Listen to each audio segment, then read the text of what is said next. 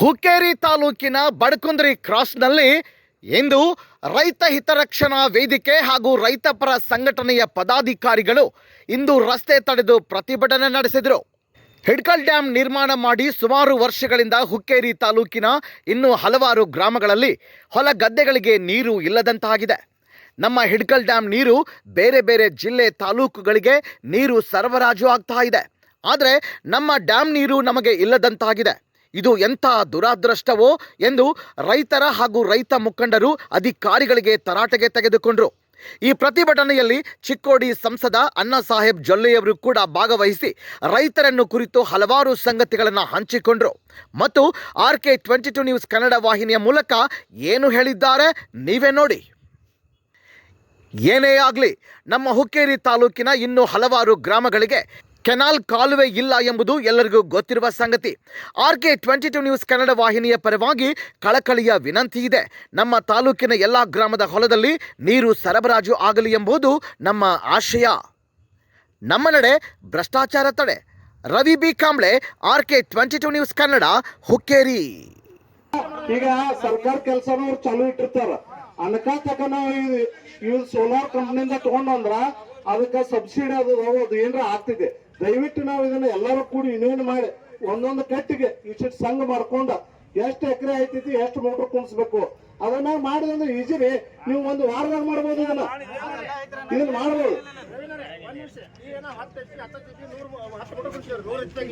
ನಮ್ದು ಬಡ್ಕೋದು ಅರ್ಧ ತಗ ನೀರು ಬರ ಇನ್ನೊಂದು 100 ಕುಡಿಸಿದ್ರೆ 10,000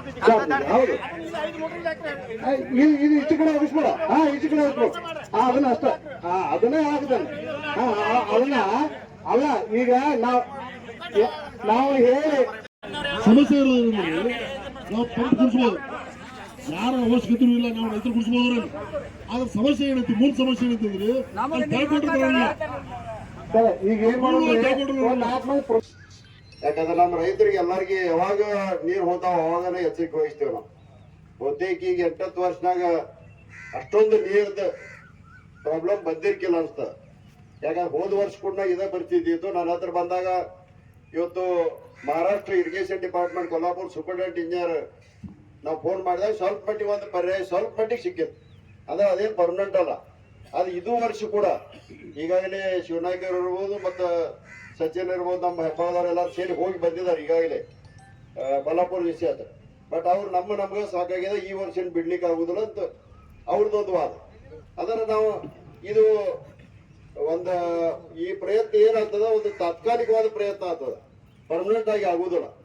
ಆದ್ರೆ ಈ ವರ್ಷ ಬಂದ್ ಆದಂತ ನಾವು ಓಡಿ ಹೋಗೋದು, ಅವ್ರ ಕಡೆ ಹೇಳೋದು, ಅವ್ರು ಇದ್ರೆ ಬಿಡ್ತಾರೋ ಇಲ್ಲಾಂದ್ರೆ ಇಲ್ಲ ಅಂದ್ ಬಿಡ್ತಾರ. ಈ ಪ್ರಕಾರ ಅವ್ರು ಇವತ್ತು ನಮ್ಗೆ ಪಟ್ಕಾಕೊಂಡದ. ಆದ ಕಾರಣ ಪರ್ಮನೆಂಟ್ ಸೊಲ್ಯೂಷನ್ ಏನಾದ್ರು ಇದಕ್ಕೆ ಮಾಡ್ಬೇಕೇನಪ್ಪ ಅಂತ ವಿಚಾರ ಮಾಡಿದಾಗ ನಿನ್ನೆ ರಾತ್ರಿ ನಾವು ಶಿವನಾಯ್ಕರು ಮತ್ತು ಇನಾಮದಾರವರು ಮತ್ತು ಸಚಿನ್ ಇದ್ರು, ನಮ್ಮ ಸಚಿನ್ ಪ್ರಹ್ಲಾದ್ ಸಚಿನ್ ಪ್ರಹ್ಲಾದ್ ಅವ್ರು ಇದ್ರು. ಬಂದಾಗ ಜೋಶಿ ಅವ್ರು ಕೂಡ ಹೇಳಿದ್ರು ಎಲ್ಲ ನಮ್ಗೆ ಈ ಟೈಪ್ ಇದನ್ನ ಮಾಡಿದ್ರೆ ಒಳ್ಳೇದಾಗ್ತದೆ. ಅವಾಗ ನಾವು ನಮ್ಮ ಅಧಿಕಾರಿಗಳ ಜೊತೆ ಚರ್ಚೆಯನ್ನು ಮಾಡಿದಾಗ ಇವತ್ತೇನು ಕಿದ್ವಾಡ್ ಈ ಬ್ಯಾರೇಜ್ ಈಗಾಗಲೇ ಮಹಾರಾಷ್ಟ್ರ ಅವ್ರು ಕಟ್ತಾ ಇದ್ದಾರೆ. ಅದರಲ್ಲಿ ಅವ್ರದ್ದೇನು DPR ರೆಡಿ ಮಾಡಿದಾರೋ ಅದರಲ್ಲಿ ಕರ್ನಾಟಕದವ್ರು ಕೂಡ ನಮ್ಗೆ ಕೊಡ್ಬೇಕಂತ ಈಗಾಗಲೇ ಸ್ವಲ್ಪ ಮಟ್ಟಿಗೆ ಡಿಸ್ಕಷನ್ ಮಾಡಿದ. ಆದ್ರೆ ಅದು ಮುಂದುವರೆದಿಲ್ಲ. ಯಾಕಂದ್ರೆ ಸರ್ಕಾರಕ್ಕೆ ನೋಡ್ರಿ, ಯಾರಾದ್ರೂ ರೈತರಲ್ಲಿ ಹೋಗಿ ಅಲ್ಲಿ ಹೇಳಿದ್ರೆ ಅವರು ಹೇಳ್ತಾರೆ. ಯಾರೇ ಮುಖಂಡರು ಹೇಳ್ಬೇಕು ಅಥವಾ ಯಾರೇ ರೈತರೇ ಹೇಳ್ಬೇಕಲ್ಲಿ. ನಾವು ಇಬ್ರು ಸಮಾಧಾನ ಇದ್ಬೇಕು, ಅವ್ರಿಗೇನದು ವಿಚಾರ ಇಲ್ಲ, ಹಂಗಾದ.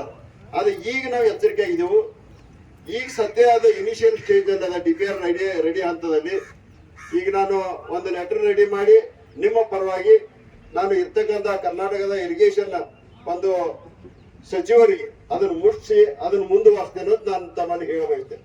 ಅದಕ್ಕೆ ತಾವು ಕೂಡ ಒಂದು ಲೆಟರ್ ಮಾಡಿ ಇದನ್ನ ತಮ್ಮ ಭಾಗದ ಶಾಸಕರು ಇರ್ಬೋದು, ತಮ್ಮ ಭಾಗದ ನಮ್ಮ ಉಸ್ತುವಾರಿ ಮಂತ್ರಿಗಳು ಇರ್ಬೋದು, ಅಥವಾ ಈ ಭಾಗದ ಮಂತ್ರಿಗಳು ಅವ್ರ ಮುಖಾಂತರ ಈ ಒಂದು ಲೆಟರ್ ಒಂದು. ಯಾಕಂದ್ರೆ ಈ ಹೋರಾಟ ನಮ್ಮ ರೈತರಿಗಾಗಿ ಅಂದ್ರೆ ಯಾವುದೂ ಜಾತಿ ಇಲ್ಲ, ಯಾವುದೂ ಪಂಥ ಇಲ್ಲ, ಯಾವುದೂ ಒಂದು ಪಕ್ಷ ಇಲ್ಲ. ಈ ಪ್ರಕಾರವಾಗಿ ನಾವು ಹೋರಾಟ ಮಾಡಿದ್ರೆ ಇದು ಸಕ್ಸಸ್ ಆಗ್ತದೆ. ಆದ್ರೆ ಬರೀ ನಾವು ಏನೋ ಒಂದು ರಾಜಕೀಯವಾಗಿ ಮಾಡಿ ಒಂದು ಮುಖಂಡ ತಗೊಳ್ಸೋವಾಗಿ ಸ್ಟ್ರೈಕ್ ಮಾಡಿದ್ರೆ ಇದು ದಂಡಿಗೆ ಹತ್ತೋದಿಲ್ಲ. ಆದ ಕಾರಣ ಎಲ್ಲರೂ ಒಕ್ಕೂಟಾಗಿ, ಯಾಕಂದ್ರೆ ಎಲ್ಲಾ ಪಕ್ಷದವ್ರು ಎಲ್ಲಾ ಜಾತಿಯವ್ರು ರೈತರಂದ್ರು ಎಲ್ಲ ಬಂದೇ ಬರ್ತಾರೆ. ಹಾಗಾಗಿ ಎಲ್ಲ ಸೇರಿ ಮಾಡೋದಾದ್ರೆ ಈ ಕಿದ್ವಾಟಿ ಯೋಜನೆ ಇದನ್ನ ನಾವು ಕರ್ನಾಟಕದವ್ರು ಶಾಮೀಲಾಗಿ ಅದರಲ್ಲಿ ಏನು ನೀರು ಎಷ್ಟು ನಮ್ಗೆ ಅಲಾಟ್ಮೆಂಟ್ ಮಾಡ್ತಾರೋ ಅಥವಾ ಎಷ್ಟು ನಾವು ಕರ್ನಾಟಕದವ್ರು ದುಡ್ಡು ತುಂಬಬೇಕಾಗ್ತದ ಅದನ್ನ ನಿಮ್ಮ ಮುಂದೆ ಹೇಳಾಕ್ದೇನಂದ್ರೆ ನಾವು ಇದನ್ನ ನಮ್ಮ ಸರ್ಕಾರದ ಮುಂದೆ ನಾವು ಇದನ್ನ ಯೋಜನೆಯನ್ನು ಕೊಡ್ಬೇಕಾಗ್ತದ. ಅಲ್ಲಿಂದ ಒತ್ತಡ ಮಾಡಿ ಅಲ್ಲಿಂದ ಅವ್ರ ಕಡೆ ಹೂ ಅನ್ಸಿ ಇದನ್ನೆಲ್ಲ ಶೇರ್ ಮಾಡಿದ್ರ ಮುಂದಂದ್ರೆ ಇವತ್ತಿಂದ ಮುಂದಿನ ವರ್ಷ ಸಾಲ್ವ್ ಆಗ್ತಿದ್ದಂತಲ್ಲ, ಆ ಬ್ಯಾರೇಜ್ ಕಂಪ್ಲೀಟ್ ಆಗಿ ಮುಗಿಯುವವರಿಗೆ ನಮ್ಗೊಂದು ಪರ್ಮನೆಂಟ್ ಈ ಭಾಗದ ಎಲ್ಲಾ ಜನರಿಗೆ ಸೊಲ್ಯೂಷನ್ ಆಗ್ತದ. ಎರಡನೇ ಪಾಯಿಂಟ್ ಅಂದ್ರೆ ಈಗಾಗಲೇ ನೀವು ಎಲ್ಲೇ ಹಿಂದೆ ಬ್ಯಾರೇಜ್ ನೋಡಿರ್ಬೋದು, ಅಲ್ಲಿ ನೀರು ಬಂದ್ ನಿಂತಂದ್ರೆ ಅಲ್ಲಿ ಮೋಟರ್ ಕೊಡ್ಸಿ ಅವ್ರು ಮುಂದಿನ ಇದಕ್ಕೆ ಒಗ್ಯುವಂತ ಬ್ಯಾಕ್ ವಾಟರ್ ನೋಡಿದಾರಲ್ಲ ಎಲ್ಲಿ ಮಾಡಿದಾರ ಅದು. ಅದನ್ನ ನೀವು ವಿತರಕ್ಷಣೆ ವೇದಿಕೆ ರೈತರು ಸೇರಿ ಮಾಡೋದಾದ್ರೆ ಕೂಡ ನಾ ಯಾವಾಗೋ ಒಂದು ಲೆಕ್ಕ ಹೇಳಿದಾಗ ಒಂದು ಇಟ್ಟು ಖರ್ಚು ಬರ್ತದ ಅಷ್ಟು ಖರ್ಚು ಬರ್ತದ ಯಾರೋ ಅಂದ್ರ ಅದ್ ಇನ್ನೂ ಕೂಡ ಎಷ್ಟು ಖರ್ಚು ಬರ್ತದ ನೋಡ್ರಿ, ರೈತರು ಎಷ್ಟು ಹಾಕೋದು ನೋಡ್ರಿ. ನಾವು ಕೂಡ ನಮ್ಮ ಸಂಸ್ಥೆ ವತಿಯಿಂದ ನಿಮ್ಗೆ ಅದಕ್ಕೆ ಕಾಂಟ್ರಿಬ್ಯೂಷನ್ ಕೊಡ್ತೇವೆ, ಒಂದು ಅರ್ಧ ಕಾಂಟ್ರಿಬ್ಯೂಷನ್ ಕೊಡ್ತೇವೆ.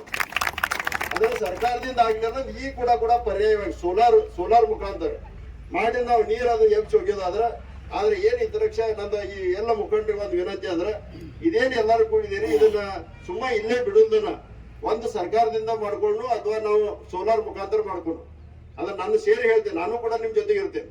ಆದ ಕಾರಣ ಈ ಪ್ರಕಾರ ಮಾಡಿದ್ರೆ ನಮಗೆ ಇದು ಒಂದು ಪರ್ಮನೆಂಟ್ ಒಂದು ಸೊಲ್ಯೂಷನ್ ಸಿಗ್ತದೆ. ಆದ ಕಾರಣ ಇವತ್ತು ಏನ್ ಸ್ಟ್ರೈಕ್ ಮಾಡಿದಿರಿ ಇದು ರೈತರಿಗೋಸ್ಕರ ಮಾಡಿದಿರಿ.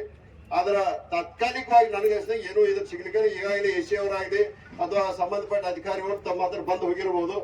ಅದನ್ನ ಎಲ್ಲರ ಜೊತೆಗೆ ನಾವು ಒಂದು ಸಂಕ್ಷಿಪ್ತವಾಗಿ ಸಮಾಲೋಚನೆ ಮಾಡಿ ಇದನ್ನ ಮುಂದೆ ನಾವು ಸ್ಟ್ರೈಕ್ ಮಾಡ್ದೇನೋ ಅಫಿಷಿಯಲಿ ಮೂವ್ಮೆಂಟ್ ಮಾಡೋ ಮುಖಾಂತರ ನಮ್ಗೆ ಇದು ಪರ್ಯಾಯ ವ್ಯವಸ್ಥೆ ಸಿಗ್ತೈತೆ ಅಂತ ಹೇಳಿ ನಾನು ನಿಮ್ ಜೊತೆಗೆ ಇರ್ತೇವೆ ಅಂತ ಹೇಳಿ ನಾನು 4 ಮಾತು ಮುಗಿಸ್ತೇನೆ. ನಮಸ್ಕಾರ ಸರ್. ಈ ಹೋರಾಟದ ನಿಮಿತ್ತವಾಗಿ ನಮ್ಮ ಭಾಗದ ರೈತರಿಗೆ ತಾವು ಏನು ಹೇಳಕ್ಕೆ ಇಷ್ಟಪಡ್ತೀರಿ? ಇಲ್ಲ, ರೈತರು ಹೋರಾಟ ಮಾಡೋದು ಸರಿನಾ, ಅದೇನು ತಪ್ಪೇನಲ್ಲ. ಯಾಕಂದರೆ ಯಾರು ನೀರು ಸಿಗಲಾದ್ರೆ ಎಲ್ಲರೂ ಹಿಂಗೆ ಹೋರಾಟ ಮಾಡೋದು ಸ್ವಾಭಾವಿಕ. ಅದನ್ನು ನಾನು ಸರ್ಕಾರಕ್ಕೆ ನುಡಿಸುವಂಥ ಕೆಲಸವನ್ನು ಮಾಡ್ತೀನಿ.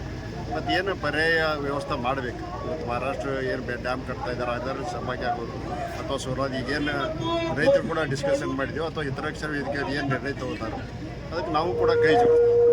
ಅದು ರೈತರು ಸ್ವಯಂವಾಗಿ ಇದನ್ನು ಹ್ಯಾಂಡಲ್ ಮಾಡಬೇಕಂತ ನಾನು ಹೇಳ್ತೀನಿ.